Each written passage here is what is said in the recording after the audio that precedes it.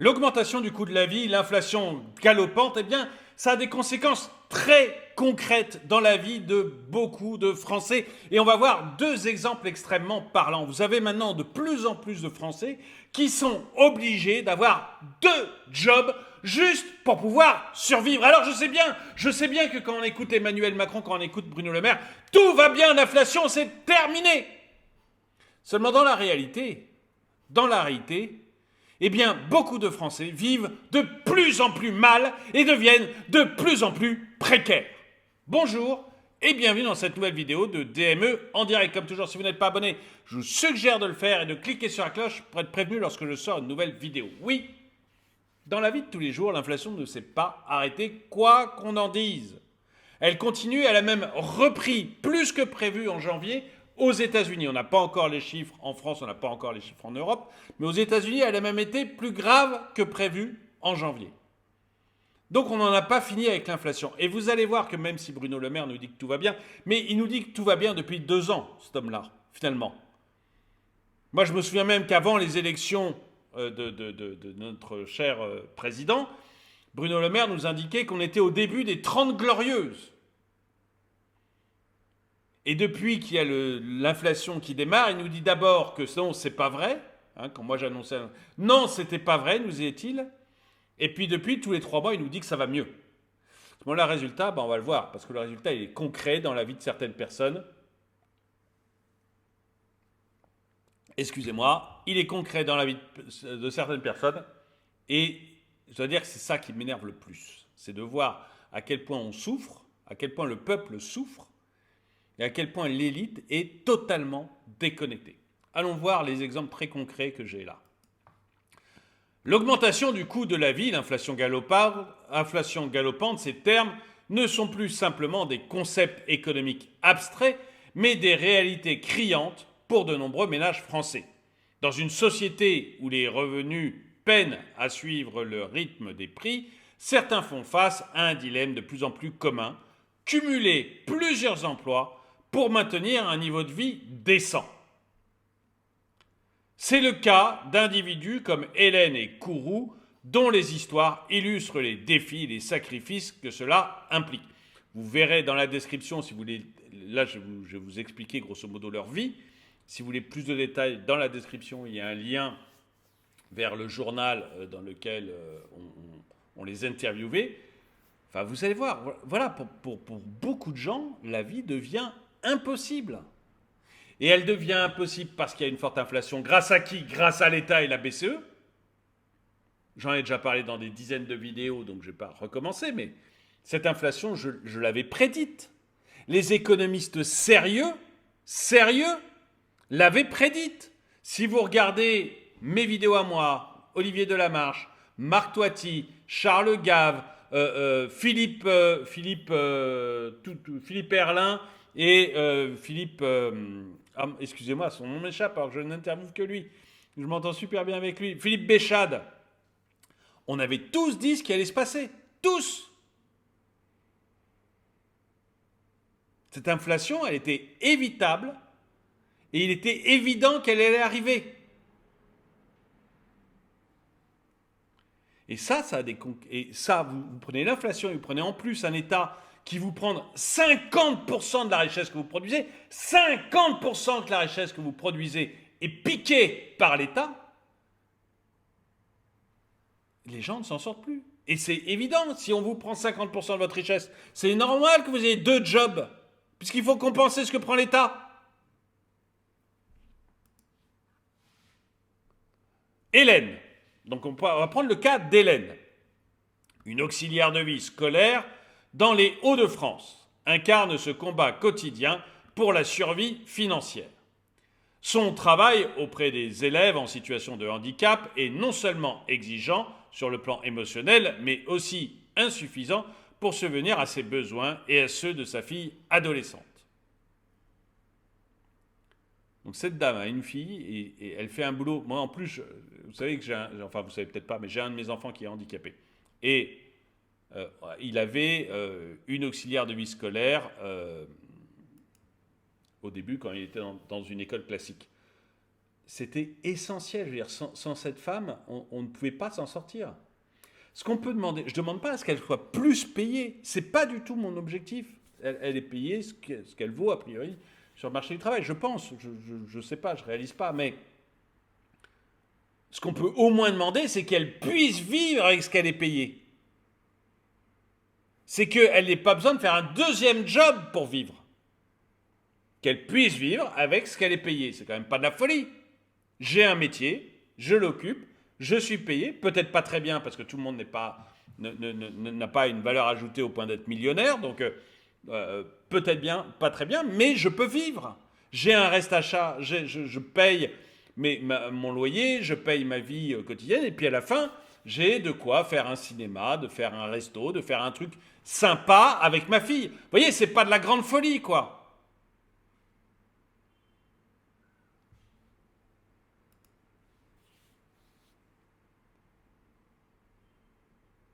Pour pallier à ce manque, elle a dû accepter un deuxième emploi en tant qu'agent d'entretien dans une crèche, jonglant ainsi entre deux emplois à temps partiel pour atteindre un revenu mensuel de 1 685 € net.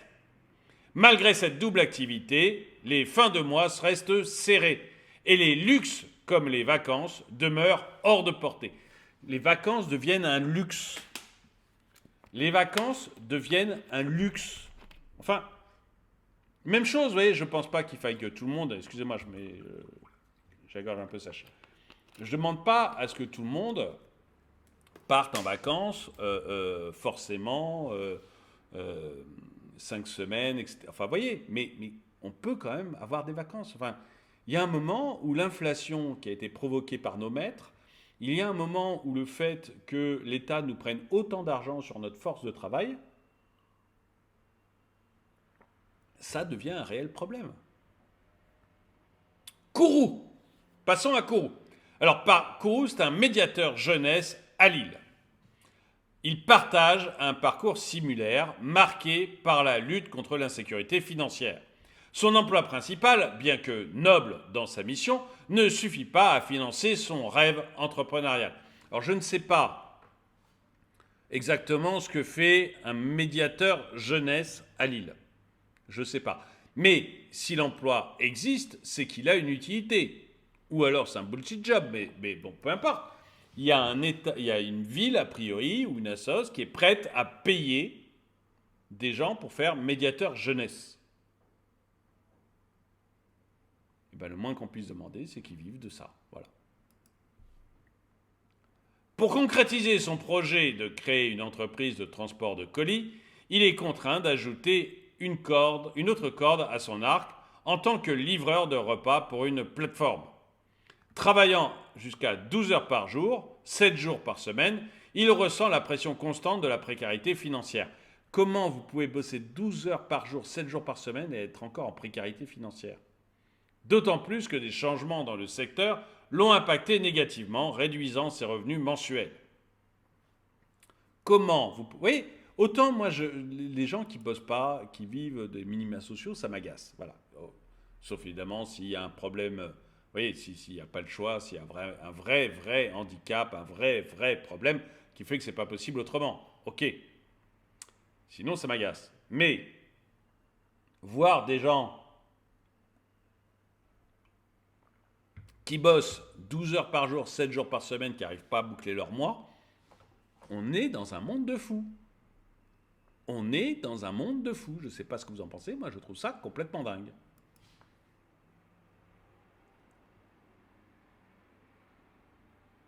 Ces récits personnels, donc les deux vous pouvez les avoir en lien, hein, vous cliquez dans le lien dans la description et ça va vous amener vers un récit un peu plus long, mais bon, voilà, je préférais faire court.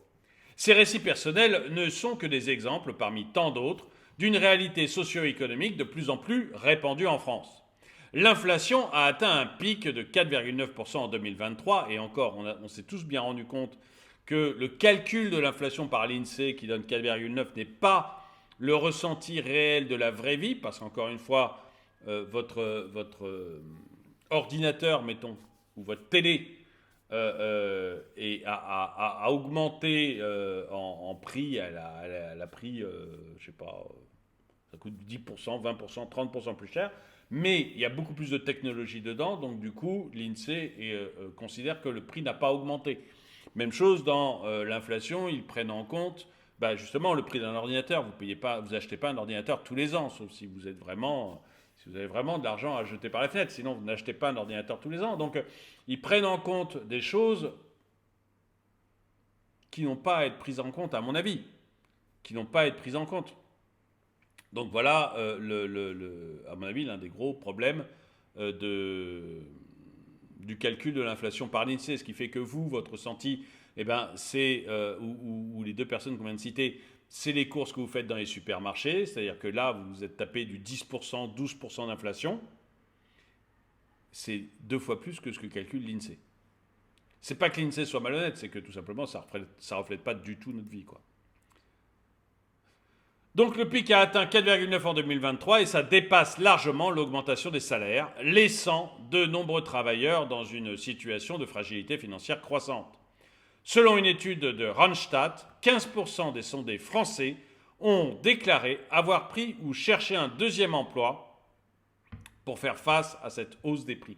Donc 15% des Français auraient pris un deuxième emploi pour pouvoir faire face à la hausse des prix. Mais si vous écoutez Bruno Le Maire, tout va bien, il n'y a aucun problème. La France va bien, il ne faut pas dire le contraire, sinon vous êtes méchant. Cependant, derrière cette statistique se cachent des individus confrontés au dilemme complexe. Pour beaucoup, le choix de cumuler plusieurs emplois est un pis-aller, une stratégie de survie face à des circonstances économiques difficiles. Cette précarité financière a des répercussions non seulement sur le bien-être matériel, mais aussi sur leur santé mentale et physique, comme en témoignent la fatigue et le stress ressentis par Hélène Eco. Pourtant, cette réalité n'est pas inéluctable. Des mesures politiques et sociales peuvent être mises en place pour atténuer les effets néfastes de l'inflation sur les ménages les plus vulnérables. Des augmentations de salaire indexées sur le coût de la vie.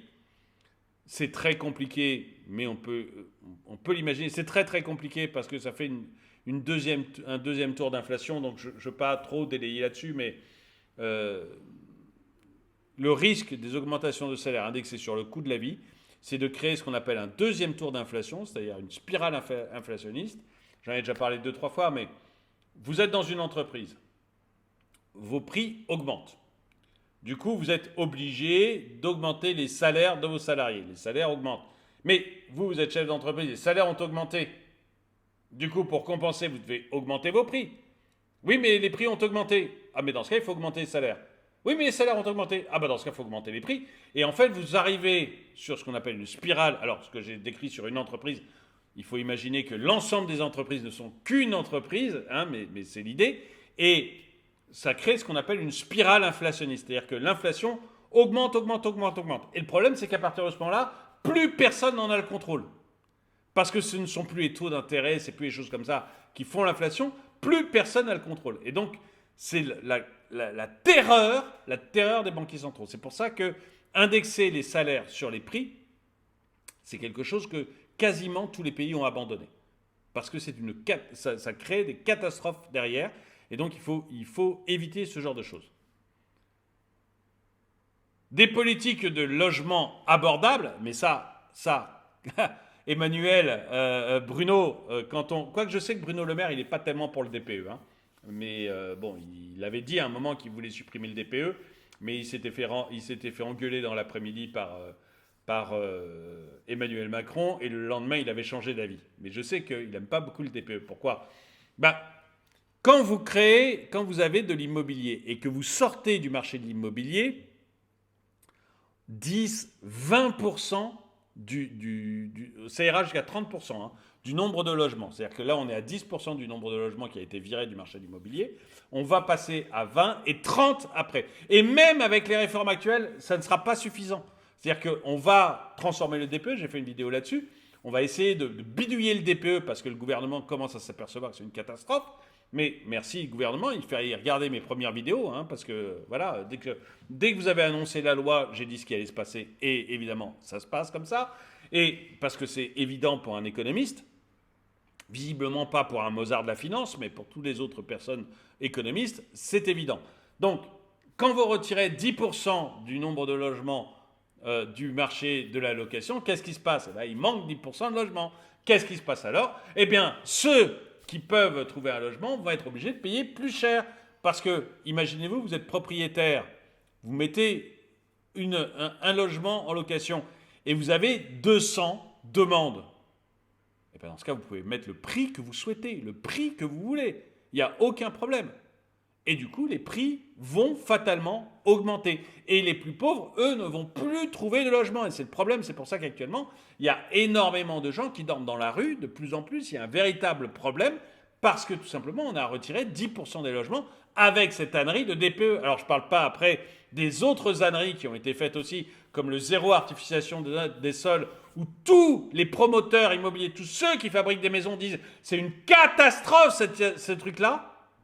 Donc, il n'y a pas que moi qui le dis. Alors là, pour l'instant, le gouvernement refuse de revenir là-dessus. Il commence à toucher le DPE, mais il refuse d'aller sur la zéro artificialisation. Il faudra y aller aussi parce qu'il n'y a pas de choix. Mais quand vous faites comme ça, forcément, vous avez des logements qui sont à des prix de moins en moins abordables. Même chose pour le zéro artificialisation. Je finis là-dessus pour être clair. Le zéro artificialisation des sols, ça veut dire qu'il y aura de moins en moins d'endroits où vous pouvez construire des immeubles. S'il y a de moins en moins d'endroits où vous pouvez construire des immeubles, les terrains sur lesquels vous voulez construire valent de plus en plus cher puisqu'ils sont de moins en moins nombreux. Donc ils valent de plus en plus cher. Les maisons qui sont construites, les appartements qui sont construits, ils vont coûter de plus en plus cher. Pourquoi? Parce qu'il y a de moins en moins d'appartements et de maisons qui sont construits. Donc ils coûtent de plus en plus cher. Pour les millionnaires du gouvernement, pour le président de la République, c'est pas un problème. Mais pour vous, pour la classe moyenne, pour les pauvres, c'est un véritable problème.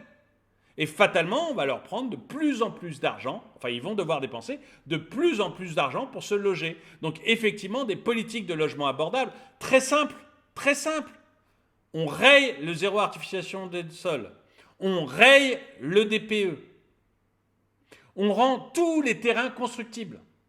C'est-à-dire tous les terrains sont constructibles, sauf s'ils sont dans une zone inondable, vous voyez. Sinon, tout le reste, c'est constructible. Mais vous allez voir que ça va construire beaucoup, beaucoup plus. Et qu'on aura des prix qui vont baisser très vite. Baisser les taxes. Je veux dire, quand vous augmentez la taxe de foncière de 60% à Paris, qu'est-ce qui peut se passer? En dehors du fait que tous les loyers vont être augmentés. Parce que les propriétaires, spoiler alert, ils ne font pas ça pour les beaux yeux des locataires. Les propriétaires, ils font ça pour avoir un rendement. Si vous leur supprimez leur rendement, si l'État, avec ces taxes, leur grignote leur rendement, eh bien, ils vont tout simplement augmenter leur loyer. Une politique de logement abordable, c'est simple. Vous supprimez le zéro artificialisation des sols, vous supprimez le DPE et vous supprimez les taxes.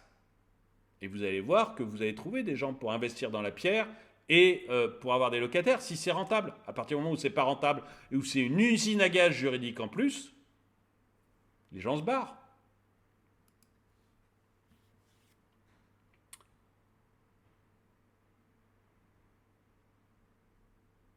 Donc des politiques de logement abordables, des programmes de formation professionnelle peuvent contribuer. Ben oui, il faut former les gens, et vraiment les former. C'est-à-dire, malheureusement, maintenant, ils arrivent au bac sans avoir aucune formation. Enfin, ils sont nuls. Ils ont un niveau en orthographe, en calcul, que ma grand-mère avait quand elle rentrait dans l'équivalent de la sixième. Donc voilà, il y a un moment, il faut aussi vraiment former les gens. Et pas distribuer des diplômes. Vous savez, si distribuer des diplômes, ça rendait intelligent, ça se serait, quoi. C'est pas ça qui rend intelligent. Le diplôme, au contraire, il est là pour marquer que vous avez une certaine intelligence. Mais c'est pas distribuer le diplôme qui rend intelligent. Vous voyez, ça c'est la folie de nos dirigeants actuels.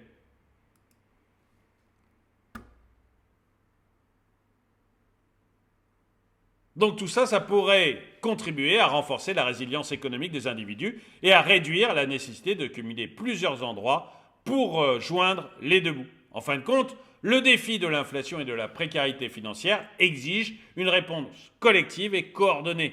Il est temps de reconnaître que la prospérité d'une nation ne se mesure pas uniquement à sa croissance économique, mais aussi à la qualité de vie de ses citoyens les plus vulnérables.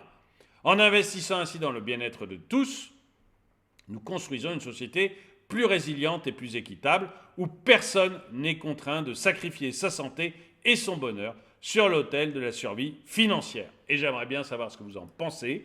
Est-ce que vous-même, ou plutôt ce que vous vivez, est-ce que vous-même, vous avez été obligé de prendre 2 jobs? Est-ce que vous avez réfléchi au fait de prendre 2 jobs pour vivre? Pour vivre, tout simplement.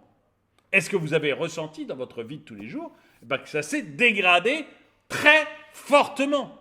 Depuis quelques années que votre vie se dégrade très fortement, et est-ce que vous êtes inquiet pour l'avenir et pour l'avenir de vos enfants? Dites-le moi dans les commentaires. En tout cas, merci d'avoir regardé cette vidéo, mettez-lui un pouce vers le haut, commentez-la, partagez-la. Merci à tous ceux qui soutiennent la chaîne, et moi je vous dis à très bientôt.